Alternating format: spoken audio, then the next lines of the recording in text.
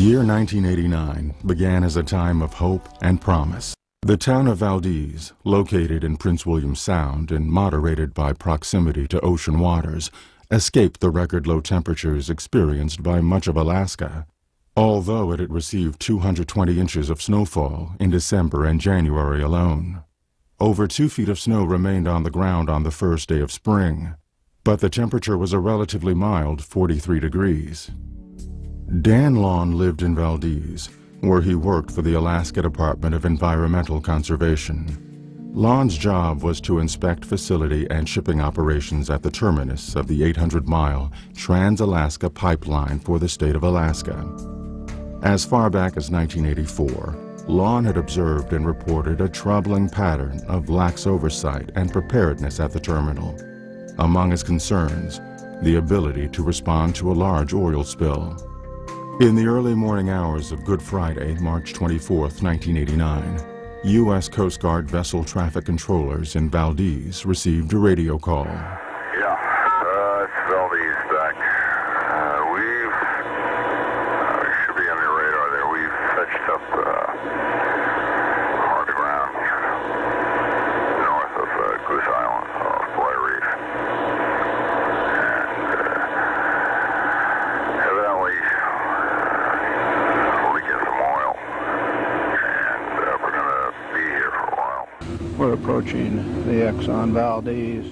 Dan Lawn was among the first to be notified that the tanker Exxon Valdez had grounded on Bly Reef. At the time I got notification of the oil spill, I'd been asleep for 2 or 3 hours. And I got a call from the Valdez Marine Terminal that the ship, the Exxon Valdez, had run aground at Bly Reef and was leaking some oil. He rowed a pilot boat out to investigate the scene and recorded the first photos and video of the stricken tanker. Arriving on the bridge of the tanker, only a few hours after Captain Joseph Hazelwood's radio call to the Coast Guard Vessel Traffic Control Center, Dan Lawn documented the initial attempts to calculate how much oil had been lost to that point. The result, in a little less than 4 hours, over 6,700,000 gallons had been spilled. We can see it leaking there by 5 port. The rate of loss from the ship was nearly 500 gallons of crude oil per second. 8 of 11 cargo tanks and 2 ballast water tanks had been torn open.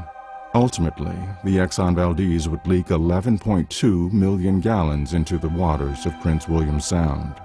While Dan Lawn and the Coast Guard scrambled to assemble and coordinate resources in Valdez, word of the accident spread across the state and throughout the lower 48.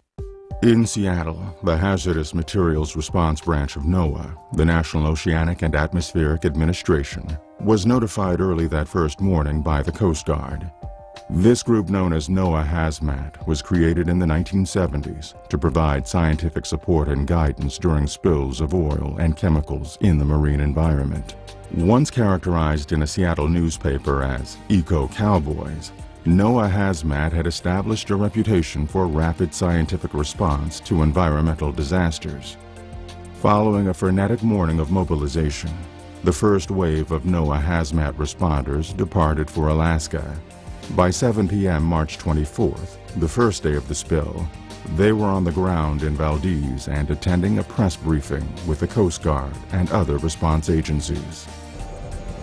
Over the next few weeks, NOAA Hazmat provided critical support for the response, detailing where the oil was and using computer models to predict where it would go. On the ground, NOAA team members helped to document initial oiling conditions on the beaches of Prince William Sound, as resources were mobilized for what would become the largest oil spill cleanup in history. Just as the scale of the spill and response was unprecedented, so too were the challenges. Prince William Sound was remote and considered to be both a pristine and robust ecosystem that also supported important fisheries. Devising and implementing plans for cleaning oil from contaminated shorelines became complex negotiations among competing and often adversarial interests. The role of NOAA Hazmat scientist was to provide a neutral technical basis for the hard choices involved in the cleanup. Inevitably, their advice was not always embraced with open arms. As the weeks and months wore on in 1989, the oil on the shoreline weathered and became increasingly difficult to clean up. As a result, more aggressive techniques were developed and deployed. The use of high-pressure hot water to blast oil from the shoreline became more common. Dr. Jacqueline Michelle was a key part of the NOAA science team working in Alaska. Trained as a geomorphologist specializing in coastal processes and the behavior of oil on different shorelines, she had studied scores of oil spills worldwide by the time the Exxon Valdez grounding had occurred. But even with this background of experience, she was surprised by the scale of this spill and the disarray of the initial response. It was total chaos. You know, as always is the case. You know, people were just trying to get set up in space. You know, we're just, even something like power for computers or desktop space for laying maps out, or phone. I think we felt lucky we got one phone so we could communicate with the outside world. So it was a lot of chaos, but you know, a lot of folks came who had been doing spill response for a while, and so we just started around doing our job. But essentially, you know, there was so much oil, you know, the focus was on water recovery, and then we started gearing up for shoreline cleanup decision making. Because of her expertise in oil spill fate and effects, Michelle dealt with many of the complex scientific issues that arose. For example, some working on the response felt that seasonal storms at the end of the first year would remove much of the oil from the beaches. So Jackie Michelle monitored shoreline conditions through the winter. Dave Kennedy's concern about the effects of aggressive shoreline cleanup and Jackie Michelle's finding that oil had persisted on the beaches after the first winter led to a more comprehensive NOAA program to document the physical and biological consequences of both oil and cleanup. The monitoring revealed that most plants and animals on oiled beaches, such as seaweeds, barnacles, and snails, recovered after around 4 years. But ongoing studies have shown that pockets of oil remain on some beaches, persisting far longer than many had expected. Continuing research aims to determine just how harmful this old oil might prove to be.